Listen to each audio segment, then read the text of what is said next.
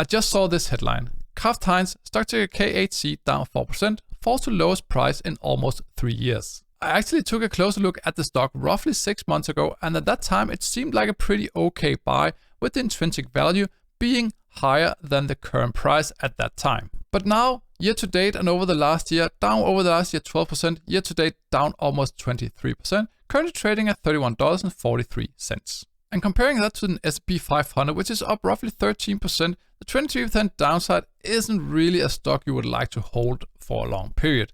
And if we look at the dividend stats, you can see the dividend yield is actually a little bit over 5%, which looks pretty okay. Annual payout 160, payout ratio 54%, so that is okay. But this 5-year growth rate, negative 9% almost, dividend growth for 0 years is not looking very appetizing, to be fair. And if you look at here, you can actually see since 2019, the dividend has actually remained stagnant ever since at 40 cents per stock.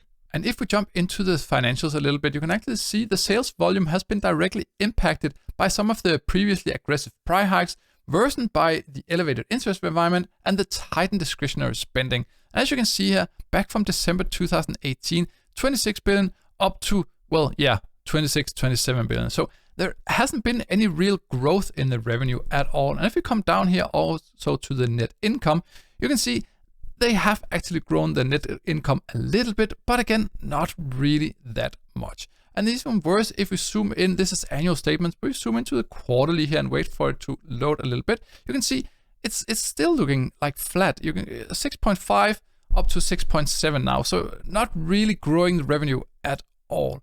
And if we jump in again here to the cash flow statement, so we can see cash from operations and capital expenditures to actually gauge how the free cash flow is, you can see it still sits, sometimes it's up 2.5, then up to 5, and then down again, while the capital expenditures actually have gone up a little bit, obviously due to inflation environment.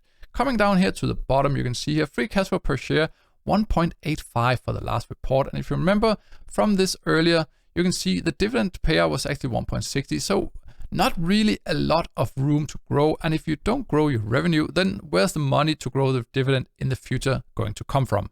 But before we jump into a stock screener, I do want to take a closer look at what Wall Street analysts think, and they actually have it rated as a buy, which I think is a little bit weird. That's actually 7 out of the 22 analysts, so roughly 1/3 is on strong buy, while the remaining, or the majority at least, is on hold. And if you come down here to the price target, it actually seems like they have a pretty high upside, like around 30% up to around $40 per share, which I think is extremely high.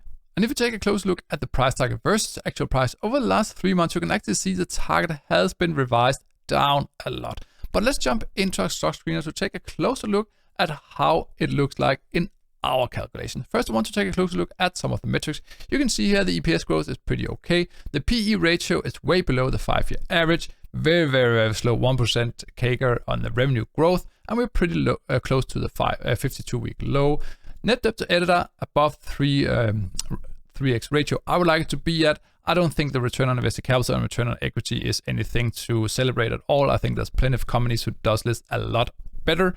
And if you take a close look at some of the margins, they are under attack. As you can see, operating margin negative, operating margin growth is also negative. Again, they need to dig into their own margins to be able to keep the prices and not push everything onto the consumer. So this isn't really a very strong business model, at least not in a long run. But if we jump into the dividend data and zoom in a little bit so we can see everything a little bit better, as you saw earlier, the dividend has remained pretty stagnant, so no growth at all. It's actually over the last 5 years a negative 8.5%. But if you come down here, you can actually see there could be a slight slight discount on the stock based on dividend yield theory at least. Not much, but still a little bit. Not as much as it was earlier, but that was back in 2017. And look where we are now.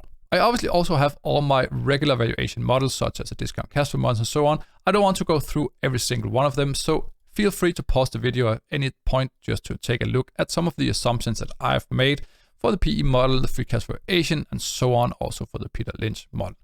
Before we jump into the summary, thank you so much for watching, and if you haven't done so already, please subscribe to the channel for more videos in the future. Now let's jump into the summary, where we can see here that I have excluded the discounted cash flow model. And if you jump back here, you can see it's mainly because the discount, the cash flow went down 80% back from 2021 back to 2022. And since this is an annual model, basically, I think this would just skew the results a lot. You can see here, if we just push it on again, $6 per share in intrinsic value. So I have excluded that one. That means we do have our remaining valuation models here. The average intrinsic value for those are 31.6, current price being 31.4. There's actually a little bit of a discount around below 1% at the current time, which could indicate the acceptable buy price to be around the current levels. But we also obviously have our margin of safety.